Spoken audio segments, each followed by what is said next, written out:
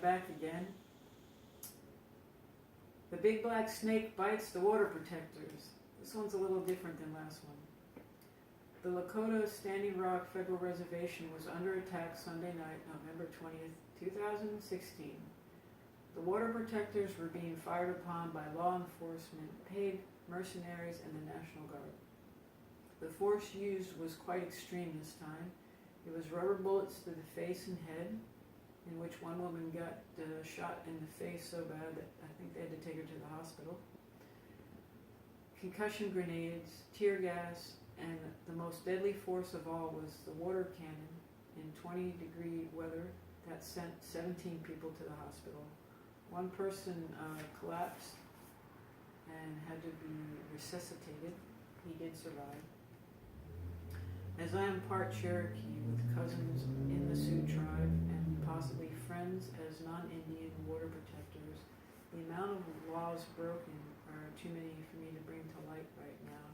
So I'm going to stay on track with my second video of the situation between the Lakota Reservation and the Black Oil Snake Pipeline. The Black Snake Pipeline striking at Standing Rock is illegal and unconstitutional for a few reasons.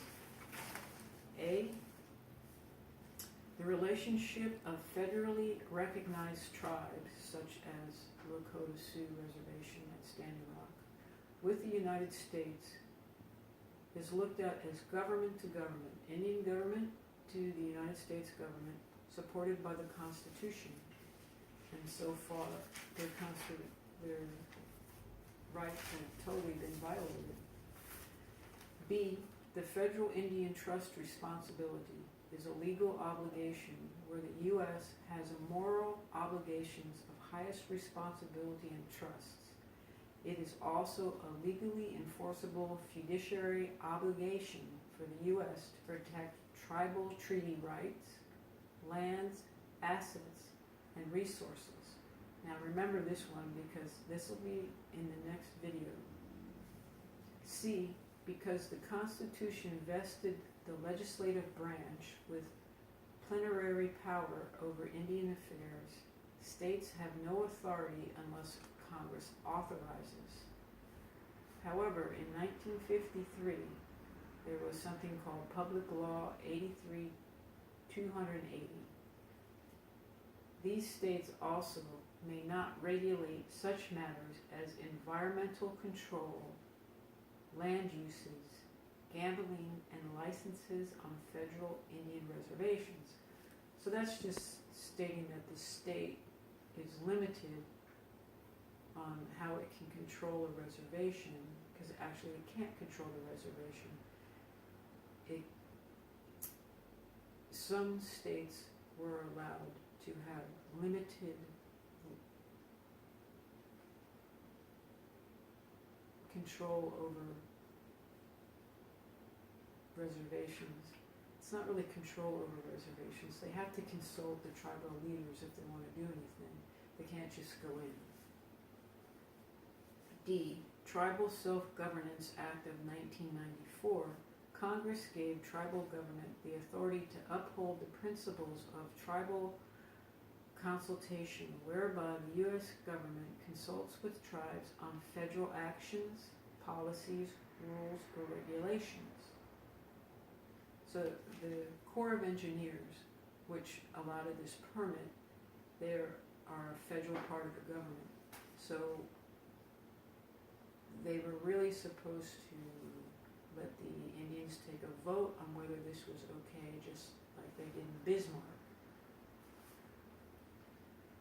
When I read what the relationship between the tribe and the individual states, the very last sentence reads, "Yet tribes frequently collaborate and cooperate with states through compacts or other agreements on matters of mutual concerns such as environmental protection and law enforcement."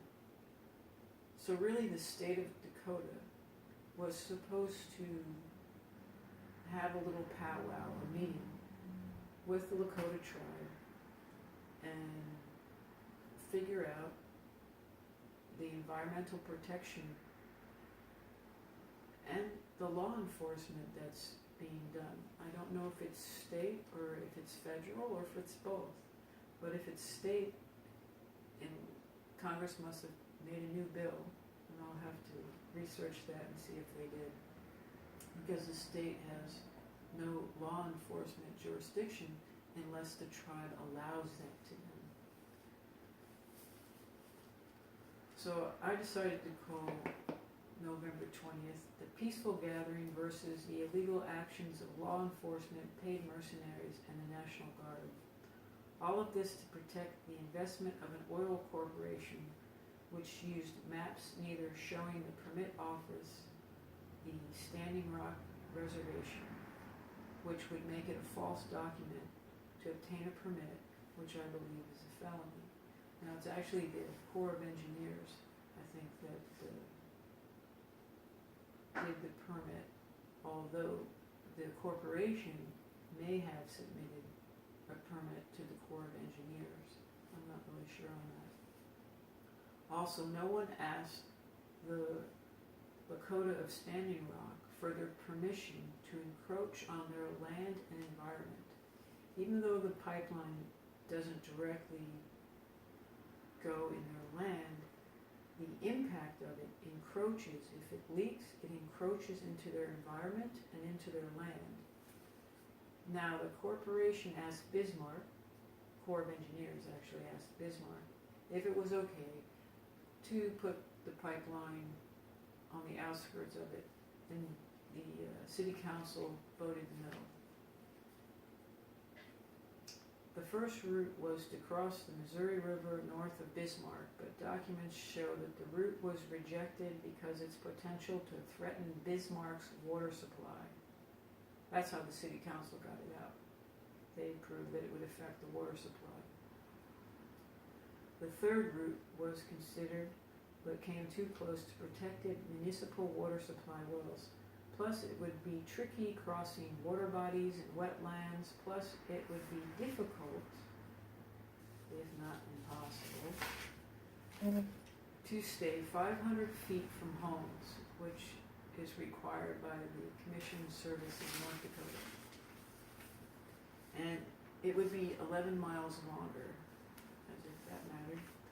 The Bismarck route would cross a high consequence area, which is an area determined to have the most significant adverse consequence in the event of a pipeline spill. So you can see here that they already know that there's a great chance that this pipeline is going to spill. And they say it in their own words. There is more illegal actions taken by the Dakota Access application. It's dated May 20th, 2014, Bismarck route. It was changed to September 2014 to cross near Standing Rock. Now, I'm not really sure what went on there. But thanks to Corps for issuing an illegal document. That should be, if that can be proven in a court of law, then they have to stop.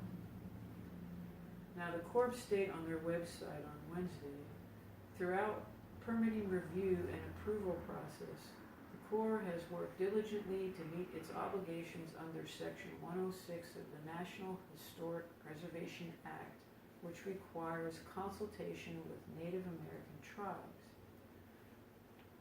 They supposedly consulted more than 250 times with the Advisory Council on Historic Preservation, respective state historic preservation offices and tribal historic preservation offices, and tribal representatives.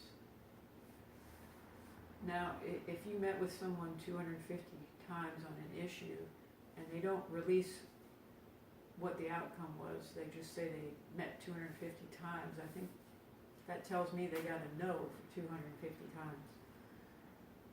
Now, the Corps seeks to support energy development in accordance with the EO 13604 in an environmentally sound manner.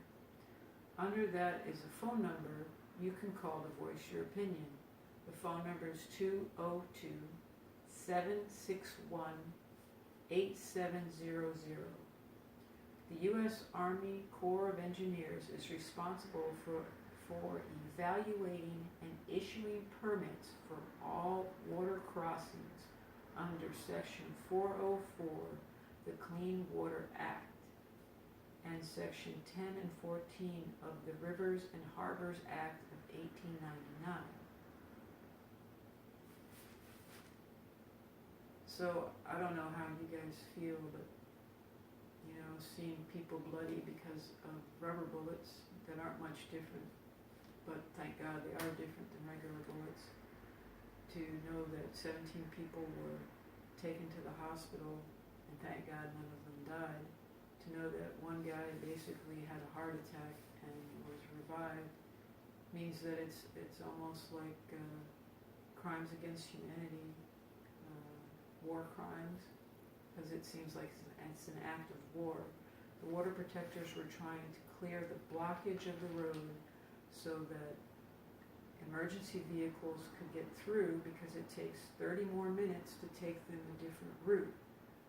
And I would hope that you would call your congressman, your senator, your state's senator, call the White House. But if you don't become active, you never know when the black snake is going to come in your backyard. Any day. Call your congressman. Call your senator. Thank you.